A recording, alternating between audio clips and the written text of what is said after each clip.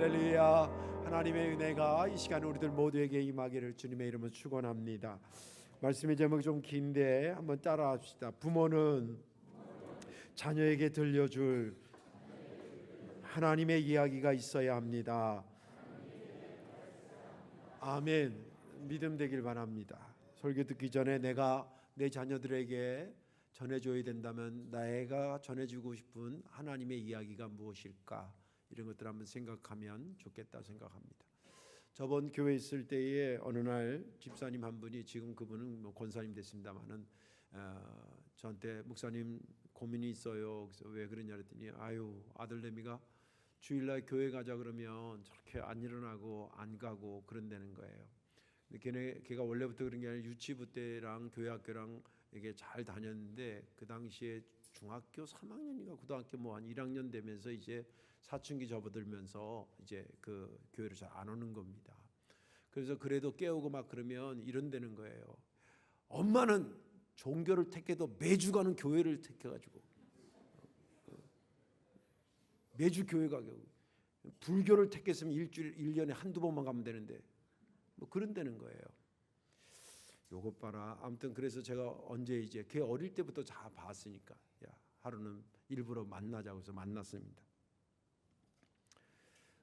너 요새 교회 왜 이렇게 잘 안 오냐? 그러니까 가만히 있어요. 교회 와야지. 그러면서 걔네 가정이 우리 아파트로 이사 와서 걔가 2살 3살 때 요때 이사 왔는데 그 과정을 쭉 얘기를 했습니다. 지 기억 속에 없는 그의 이야기예요. 너 어릴 때 엄마 아빠 이쪽으로 이사 온 거 알지? 그때 왜 이사 온지 아냐? 서울에서 너네 엄마 아빠가 슈퍼를 꽤 크게 이렇게 했거든요. 근데 했는데 부도가 났어요. 그래가지고 야밤도주 하듯이 해가지고 어떻게 해서 수원시로도 못 가고 화성시에 이제 그 당시는 화성군이었습니다. 거기에 이제 이사를 어떻게 온 거예요. 그러니 남편은 신용불량자고 또 부인은 뭐 특별히 없으니까 이제 니아가에다가 땅콩하고 쥐포 같은 거 있잖아요. 연탄불 하나 해놓고, 그래서 수원 역전이 광장이 넓거든요. 거기서 이제 그 땅콩하고 쥐포 구워서 판매하면서 이렇게 사는 거예요. 그리고 가면 이제 애는 그 누가 보냐면 그 집에 이제 몇 명이 살면 17평짜리 집에 세 보세요. 그 여자 집사님 남편, 그 지금 불평했다는 애, 걔 누나, 그다음에 외할머니, 외할아버지, 또 그 여자 집사님의 여자 동생 둘, 17평이에요. 화장실도 하나 있는데 이게 어떻게 사는 건지 대충 감이 잡히죠. 그래서 이제 그 집사님이 땅콩 장사로 가면 그 이제 2살짜리 3살짜리 그 애는 누가 돌보냐면 그 친정 아버지가 돌보는 거예요. 이제 집사님이셨는데 돌봅니다. 그러면 얘가 이제 막 그 빨간 내복 입고 돌아다니고 막 그랬어요, 동네에. 그러면 교인들이 돌봐주고 할아버지 할머니가 너 돌보고 그리고 그때 니네 엄마 아빠가 얼마나 힘들었겠냐. 아빠는 신용불량자라 어디 직장에 못 가니까 그 마을에서 움직이는 잠깐 움직이는 동네 사람들 위해서 하는 그 봉고버스 봉고차가 하나 있었어요. 그거 알바 비슷하게 운전하고 막 그랬어요. 그때 니네 엄마가 얼마나 힘들게 산 줄 아냐. 그때 니네 엄마가 신앙이 없었으면 집을 나갔을런지도 몰라. 어렵게 너를 기도하면서 키우고 내가 너 도와준 것도 너도 기억나지? 다 난데. 그런 네가 지금 니네 집이 좀 생활이 좋아지고 살기 좋아졌다고 매주 가는 교회 안 가겠다고 그런 소리 하면 되겠어? 안 되겠어요. 다음 주부터 교회 나와 너. 알았어? 예. 그리고 신앙생활을 잘했어요. 그래서 제가 올 때 이제 청년부 때 제가 왔습니다. 여기 왔는데 몇 년 전에 전화 왔어요. 목사님, 그래서 너 어떻게 잘 지내냐? 예. 너 어디 사냐 지금? 그랬더니 결혼한 걸 제가 알거든요. 결혼해서 이제 아기도 낳고 그랬는데 결혼해가지고 그 국가에서 그 농촌에 이제 젊은 사람들이 와서 살게 하려고 무슨 그런 프로젝트를 하나 봐요. 그래서 무상으로 뭐 땅도 빌려주고 뭐 이런 건데, 그래서 충북 음성 쪽에 갔는데 비닐하우스 몇 동을 이렇게 했는데 오이 농사를 졌다는 거예요. 그래가지고 수확을 얻었는데 목사님 생각이 나서 한 박스를 보내드리려고 전화를 했다는 거예요. 그래서 내가 속으로 야, 보내려면 10박스를 보내줘야지 한 박스 보내 전화하냐 이제 속으로 그랬는데, 아무튼 그래도 너무 기특하잖아요. 그래서 그래, 너 잘했다. 목사님이 너 옛날에 너 혼낸 거 알지? 예, 알죠. 신앙생활 잘해야 돼. 그리고 한 박스를 보내왔어요. 여러분들, 부모는 자식에게 들려줄 하나님의 이야기가 있어야 됩니다.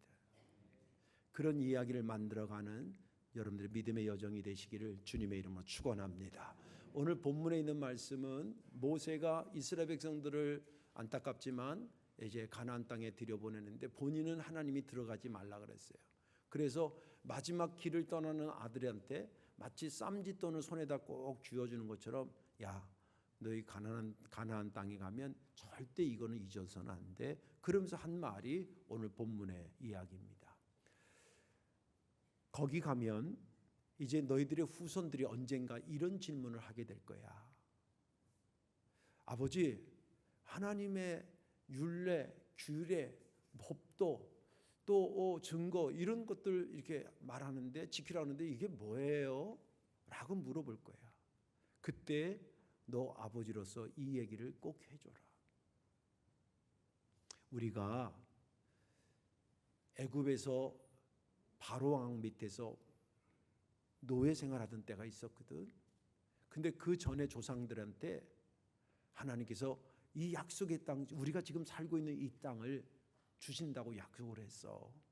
그래서 하나님이 때가 되니까 우리를 구출하기 위해서 바로 왕한테 엄청난 기적을 일으키고 기사를 일으켜서 우리 백성들을 끄집어내서 이 약속의 땅으로 데려오신 거야. 근데 출애굽할 때에 너희들이 이제는 막 살면 안 된다. 하나님의 백성답게 살아야 돼. 그러면서 주신 말씀과 규칙이 이 말씀이야. 이 말씀을 왜 준 줄 아니? 우리가 하나님을 경외하다가 하나님으로부터 복을 받아서 항상 그 복을 누리며 살게 하기 위해서고, 지금 여기서 우리가 이렇게 행복하게 사는 이것을 유지하기 위해서 그 말씀을 지키라고 그랬던 거야. 그러니 우리가 심혈을 기울여서 이 하나님의 말씀을 지켜 사는 것은 우리의 마땅히 해야 될 것이고 하나님이 의롭게 보시는 거야. 그렇게 대답해 주라는 게 오늘 본문의 말씀입니다. 저는 본문을 보면서 21절을 유심히 보게 됐는데, 너는 내 아들에게 이르기를 우리가 옛적에 애굽에서 바로의 종이 되었더니 여호와께서 권능의 손으로 우리를 애굽에서 인도하여 내셨나니. 이 말씀이 제가 은혜가 됐던 것은 여기 본문을 보니까 너는 네 아들한테 할 말이 있어야 된다는 거예요. 너는 네 아들한테 해야 될 말이 있어야 된다는 거예요. 그 말이 뭐냐면, 하나님은 하나님에 대한 이야기를 자식들한테 하기를 원하시는 분이구나 라고 하는 것을 잊지 말라는 메시지로 들었습니다. 오늘 말씀에 저와 여러분들이 은혜 받으시고요, 아까도 질문했지만 나는 내 자식들한테 전해줘야 될 하나님의 말씀이 뭘까? 하나님의 이야기가 뭘까? 이것을 전해주라 그랬는데 과연 나는 어떤 이야기를 준비하고 있을까? 이런 고민을 하시면서 잘 만들어 가셔서 여러분들의 자녀들이 여러분들 가슴 속에서 나온 하나님의 이야기를 통하여서 복된 역사가 되어지기를 주님의 이름으로 축원합니다. 오늘 본문은 오늘 설교는 크게는 두 덩어리입니다. 하나는 과연 그러면 우리가 내 자녀들한테 들려줘야 될 하나님의 이야기가 뭔가라고 하는 거와, 그리고 왜 그렇게 그토록 하나님의 이야기를 전달해 주라 그러는지 그 이유에 대한 것을 살펴보려고 합니다. 우리가 전해야 될 하나님의 이야기가 뭐냐? 크게는 둘입니다. 첫째는 성경 말씀 자체고요, 하나는 내가 경험한 하나님의 이야기입니다. 오늘 본문의 신명기 6장 7절입니다. 오늘 본문이 사실은 6장 전체를 읽어야 되는데 시간이 없어 20절부터 읽었습니다만은 그 앞부분에 가면 신명기 6장 7절이 있어요. 거기에 이렇게 기록되어 있습니다. 내 자녀에게 부지런히 가르치며 집에 앉았을 때이든지 길을 갈 때이든지 누워 있을 때이든지 일어날 때이든지 이 말씀을 강론할 것이며, 여기 보면 너희 자녀들에게 하나님의 말씀을 부지런히 가르치고 부지런히 강론해 주라는 거예요. 이 말은 그냥 기회가 되면 하나님 말씀 전해주고 없으면 그냥 안 받으려면 하지 말고 그냥 그런 게 좋겠어, 이거 아니에요. 부지런이라는 얘기는 반드시라고 하는 그런 뜻이잖아요. 반드시 너희 자녀들에게 이것을 알려줘라. 여러분들 오늘 설교 듣는 저와 여러분들의 마음속에는 제가 다 알아요. 저도 그렇고 내 마음속에 근저에 깔려있는 건 뭐냐면 우리 자식은 잘 돼야지, 그런 것을 깔고 있습니다. 나쁜 거 아니고 당연히 깔려있어요. 그걸 가지고 오늘 설교를 들으라는 거예요. 왜냐하면 부탁하는 것들이 여러분들에게 조금 버거울 수도 있어요. 그러나 근저에 깔려있는 어떻게든지 내 자식은 잘 돼야지 라고 하는 것을 근거로 해서 어머니로서의 십자가다, 아버지로서의 십자가다라는 생각을 가지고 이 이야기를 들어보라는 거예요. 하나님의 말씀을 그대로 가르쳐 주라는 거예요. 여러분들 현실적으로 한번 생각해 보십시다. 하나님의 말씀이 너무 귀하잖아요. 그죠? 그 귀한 하나님의 말씀을 어디서 가르쳐 줄 수 있다고 생각해요? 누가 가르쳐 줄 수 있다고 생각하세요? 학교에서요? 과거에는 학교에서도 가르쳐 줄 수도 있었어요. 그런데 교육법이 강화돼서 못 가르치게 됐어요. 심지어는 제가 알아본 바로는 우리 장학헌금 주는 그 미션스쿨 가면 거기서도 그게 조금 힘들 정도의 상황이 됐어요. 그러니까 하나님의 말씀을 가르쳐 주는 것은 딱 두 곳이에요. 가정하고 교회밖에 없어요. 학원에서 가르쳐 주는 것도 아니고 동사무소에서 가르쳐 주지도 않아요. 가정에서는 그러면 누가? 부모가. 교회에서는 누가? 목사님들과 전사님들과 교사들이 가르쳐요. 이렇게 그 가르쳐야 된다고 얘기하면 벌써 부담 팍 느끼는 부모들 여기 여러 명 있을 거예요. 아우, 목사님 그걸 어떻게 몇 장 몇 절 이거 어떻게 외우고 또 성경 어떻게 가르쳐주지, 뭐 어떻게 하지, 뭐 이렇게. 근데 오늘 설교를 잘 들으면 충분히 가르칠 수 있어요. 귀담아 듣기를 주의 이름으로 축원합니다. 성경을 물론 몇 장 몇 절 이렇게 달달달 외워서 가르치면 너무 좋지만 그렇게 못하고 이야기식으로 생활의 언어로 연결시켜서 가르치는 거예요. 예를 들자면 이런 겁니다. 어머니 권사님이 아유 사랑하는 아들, 내가 너를 축복하지. 한나가 한나가 사무엘을 축복했잖아. 지금 한나가 사무엘을 축복했다는 건 어디 나오는 거예요? 성경에 나오는 거예요. 아버지가 아들한테 혹은 딸에게 아유 사랑하는 딸, 내가 너를 축복한다. 다윗이 그의 아들 솔로몬을 극진히 사랑하고 축복했거든. 이런 거예요. 얼마 전에 부활절에서 결혼 나눠드렸죠.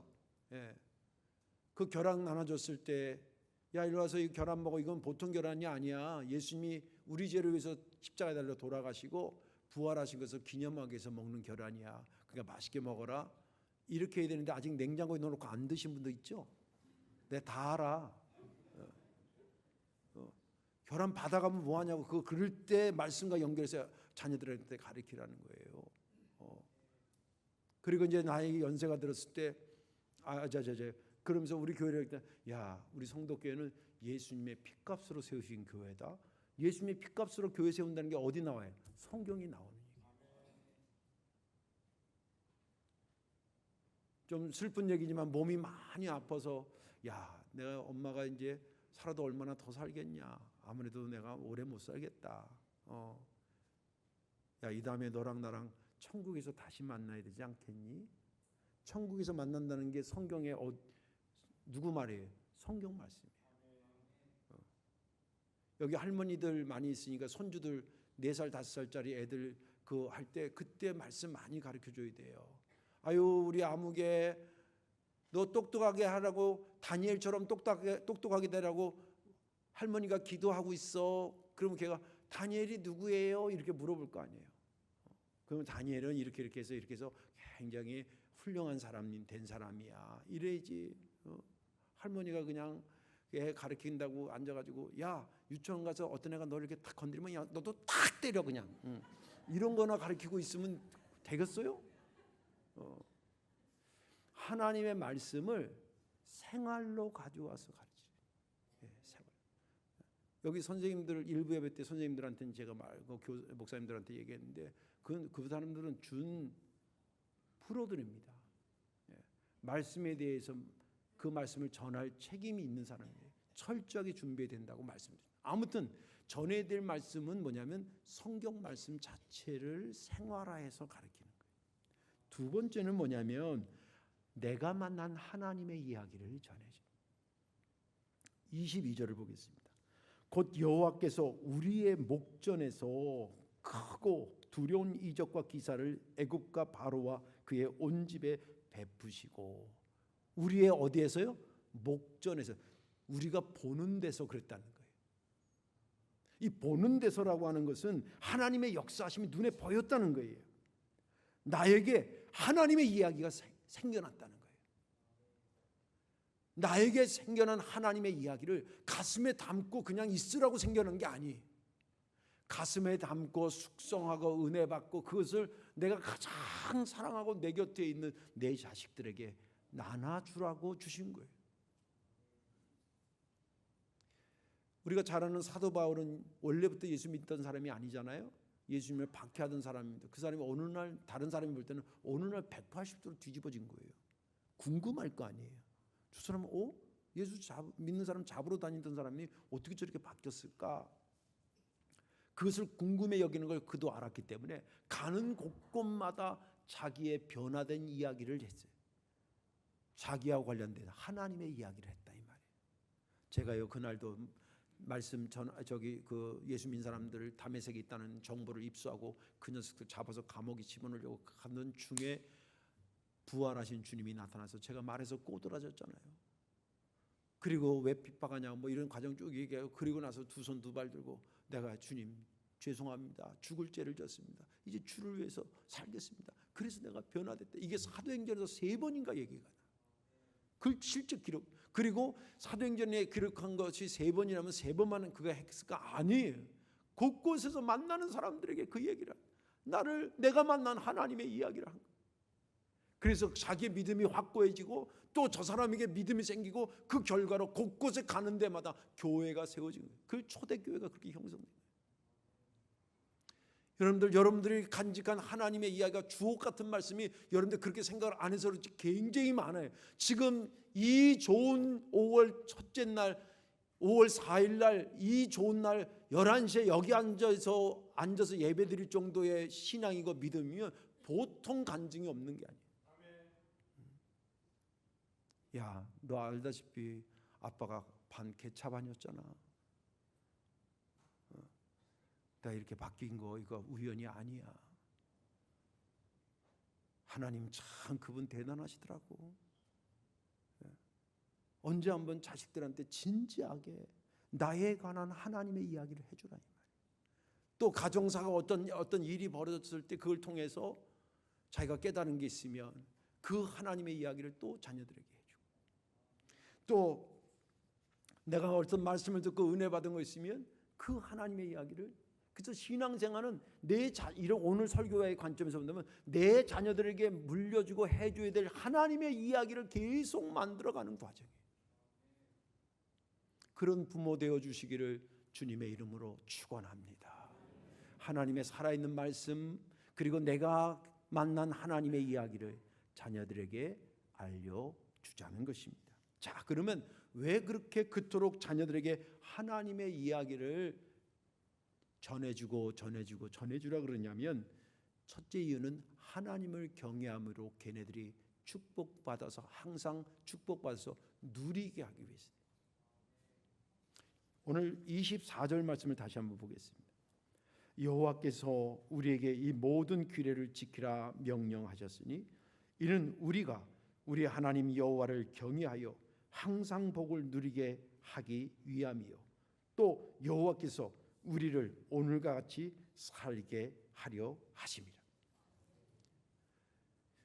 24절 말씀은 그거예요. 왜 자꾸 이렇게 네가 만난 하나님의 이야기 또 살아있는 하나님 말씀 너희 자녀들한테 그렇게 하라 그러냐면, 그들이 두 가지 이유를 얘기하는데, 그들이 하나님을 경외하면서 항상 복을 누리게 하기 위해서. 이 말도 해석할 게 굉장히 많아요. 제가 목회하면서 보니까 복을 받았는데요. 잘 들으세요. 복을 받았는데 누리지 못하는 사람도 봤어요. 이게 뭔 말인지 가만히 생각해. 복은 받았는데 누리지 못해. 그런데 내가 이렇게 하나님의 이야기를 계속 너희들 자녀들에게 해주라는 이유는 뭐냐면 그들이 하나님을 경외하면서 그 축복받아서 그 축복을 누리게 하기 위하여. 그리고 우리가 지금 여기서 이렇게 살게 되고 행복하게 살고 있는 이것이 계속 이어져 가기 위해서 지금 이 말을 하는 거라는 거예요. 내 자녀들이 여기 있는 부모들 손 들어보라 그러세요. 내 자녀들이 그냥 저주받고 살다가 갔으면 좋겠다는 사람 손 들어봐요. 아무도 없어요. 그건 예수 믿는 사람이나 아니나 똑같아. 내 자녀가 어떻게든지 잘 되고 어떻게든지 나는 힘들게 살았어도 우리 애들은 그렇게 살면 안 된다고 그렇게 다 소원하고 있잖아요. 예. 그런데 문제는 그런 마음만큼 어떻게 해야 걔네들이 그렇게 진짜 하나님으로부터 축복받아서 그 누리는지에 대해서는 잘 모르는 경우들이 의외로 많아요. 제가 이제 결혼한다는 커플들 오면 한 달씩 결혼 성경 공부를 시키거든요. 바쁜 가운데 일부러 시킵니다. 그리고 그 온 자매하고 그 청년한테 물어봐요. 너네들 이제 결혼하려고 그러는데 어떻게 결혼에 대해서는 배운 적이 있니? 물어봐요. 그럼 결혼에 대해서 결혼 뭐 여자 남자 좋아가지고 이렇게 하면 되는 거 아니에요? 그렇게 생각하는데 결혼에 대해서 배운 적이 없이 결혼을 해요. 보통 용감한 게 아니에요. 여러분 어떤 일이나 배우지 않고 하는 일이 있나 생각해 보세요. 웬만한 일도 직업훈련소 가서 다 하고 자격증 따고 이게 다 준비해서 그 직장에 가지 직장에 간 다음에 자격증 따질 않아요. 특별한 경우 아니고는. 예, 그렇잖아요. 글을 알아야 책을 보지. 책보다 글을 알아요? 천만의 말씀이에요. 결혼이 그냥 뭐 별거 아닌 것 같으면 막 살아도 되겠지만 얼마나 소중한 겁니까? 그건 가문 대 가문에 중요한 거고 개인적으로도 중요한 건데 이거 공부 없이 다시 말해서 이 공부라는 건 하나님이 결혼해서 뭘 말하고 있는지를 배운 적이 없이 결혼하는 거예요. 그리고 또 더 기가 막힌 건 뭐냐면 자녀 교육하게 대해서 배운 적이 없으면서 애를 턱턱턱턱 낳아. 여기서 교육학이라는 거는 그냥 저기 아니라 교회에서 하나님이 어떻게 네 자녀를 잘 키워야 돼. 그래야 잘 되는 거야. 이런 것들을 배운 적이 없이 그냥 턱턱턱 난다 이 말이에요. 보통 간이 큰 게 아니에요. 예. 누구 말 맞다는 간이 몸 바깥으로 나와야 돼. 예. 그거 안 되는 거잖아요. 근데 이미 이제 순서는 다 끝났어요. 여기 좀 70대고 80대신 분이 언제 애가 나가 임신해가지고 애 낳아가지고 어떻게 말씀을 가르치겠어요. 그 순서는 이미 꼬여서 안 되지만 그래도 지금이라도 아니면 내 손주들한테 이렇게라도 해야 되겠다는 생각 가지고 아 하나님의 말씀을 가르쳐야 걔네들이 평생 복 받는구나. 예. 그런 마음 가지고 하자는 거예요. 예. 이런 설교를 부탁하면 아유 들어 먹어야지 해지요 목사님 남 속도 모르고 그런 경우도 있어요. 그래도요 여러분들 가슴 속에 있는 하나님의 말씀과 여러분들이 경험한 하나님의 이야기를 듣든 안 듣든 계속 그들에게 하면 언젠가는 그 말씀이 심겨지고 언젠가는 그들이 그 말씀대로 하나님으로부터 경외하다가 축복받고 그 복을 누리게 되는 놀라운 역사가 나타날 줄로 믿습니다. 제가 안 믿는 두 사람을 위해서 또 설명을 드릴게요. 우리 교회 이야기를 할게요. 우리 교회 이야기. 예. 어머니 우리 교회 제가 오래전에 여기 와가지고 집사님 한 분 나이 드셔서 장례를 치렀어요. 거기 유족들이 왔는데 그 중에 한 딸은 우리 교회를 다녔고 어떤 딸은 교회를 안 다니고 있던 딸이에요. 장례 잘 치르고 나서 그리고 교회 나오셔서 집사님 되고 지금 권사님으로 찬양대에 봉사해요. 누군지 물어보면 내가 이름도 가르쳐줄 수가 있어. 또 어떤 경우는 어머니가 수시로 하나님의 이야기를 하는 거예요. 귀가 닳게 하는 거예요. 그래서 그 어머니의 말씀에 따라서 교회 오고 다니다가 지금 집사님 되신 분도 있어요. 그분도 우리 교회예요. 또 어떤 경우도 있었냐면 이런 겁니다. 부모님이 우리 교회 다닐 때 딸이 근처에 살 때 잘 안 왔어요, 어머니 아버지. 근데 어머니 아버지가 저 시골로 전원 생활 거기서 내려가셨어요.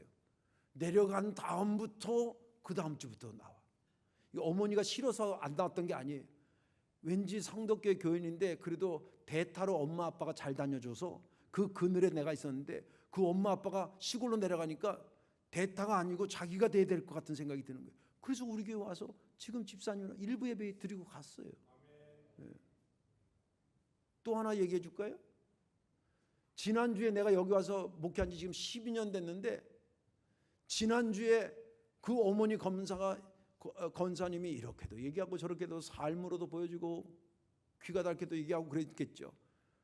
그 집에 아들이 셋인데 그 큰아들이 지난주부터 우리 교회로 왔어요. 지금도 여기 같이 앉아 있어요. 자, 그래도 여러분들 자녀들한테 아이 말을 들어 쳐먹어야죠 이러면서 얘기 안 할 거예요? 저쪽 교회 있을 때는요, 아버지가 아들한테, 평택에 사는 아버지인데 아들한테 야, 너 예수 믿어야 된다. 그리고 유언하고 돌아가셨어요. 7년 만에 우리 교회 왔어요. 자기가 그 얘기를 하니까 알지 내가 어떻게 알겠어요. 그리고 그분이 신앙이 예쁘게 잘 자라서 나중에 권사님이 관리부장이 되고 그 당시에는 우리 교회 장로가 없었는데 그 관리부장이 건축위원장이 됐어요. 저한테 간증하기를 목사님 저희 아버지가 평택 시골교회 건축할 때 건축위원장이었어요. 저는 대를 물려서 2대째 건축위원장이 그것도 보통 은혜가 아니잖아요. 한 집에서 아버지가 건축위원장이고 아들이 또 여기서 건축위원장. 그렇게 될 줄은 꿈에도 생각 못했는데 정말 하나님의 은혜가 하나님의 섭리는 참으로 놀라워요.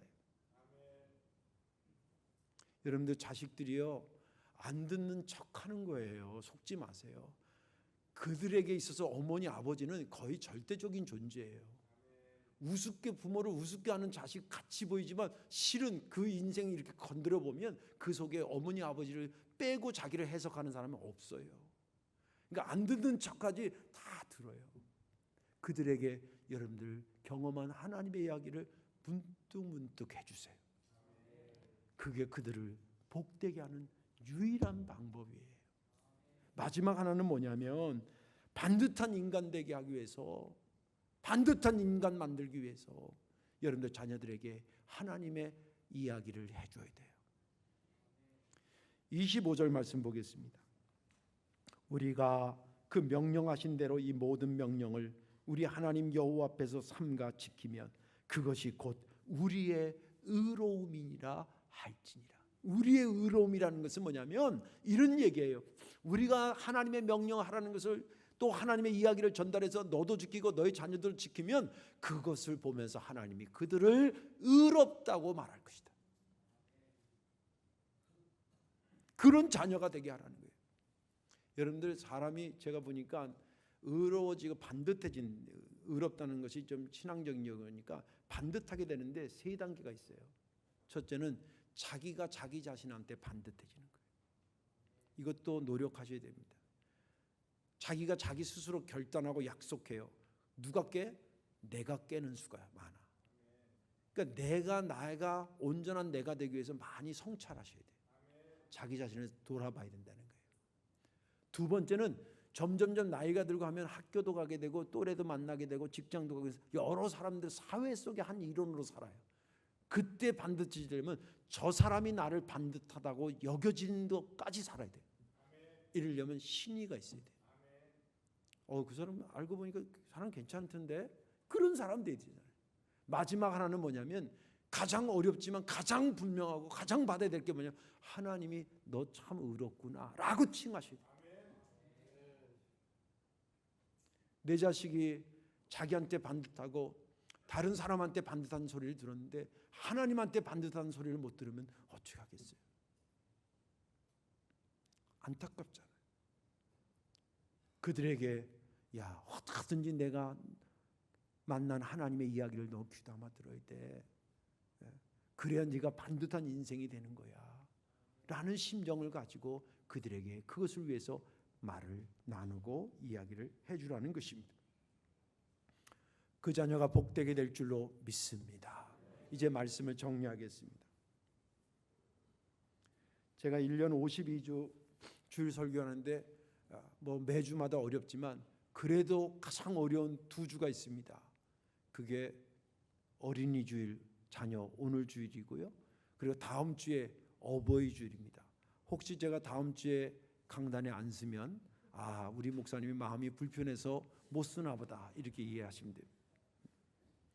오늘 낮에도 일부 예배 때 우리 아들 둘이 와서 예배 드렸는데 지금 뭐 하나님의 이야기를 자녀들에게 해줘야 됩니다 막 그런데 걔네들이 뒤에서 이럴 수도 있잖아. 아유 말씀을 아주 주저리 잘해요. 아버지나 그렇게 해서 하세요. 그럴까 봐 얼마나 두려운 심정으로 지금 설교를 하는지 몰라요. 그러나 하나님의 말씀이 틀린 것은 아닙니다. 나 여호와가 말한다. 네 자녀들이 너에게 물어보면 반드시 이 얘기를 해줘라. 하나님과 관련된 너가 경험한 하나님의 말씀을 해줘라. 그게 네 자녀가 정말 받아 복을 누리는 자가 될 것이고 많은 사람들에게 그리고 특별히 나한테 반듯한 사람으로 인정받는 길이기 때문이다.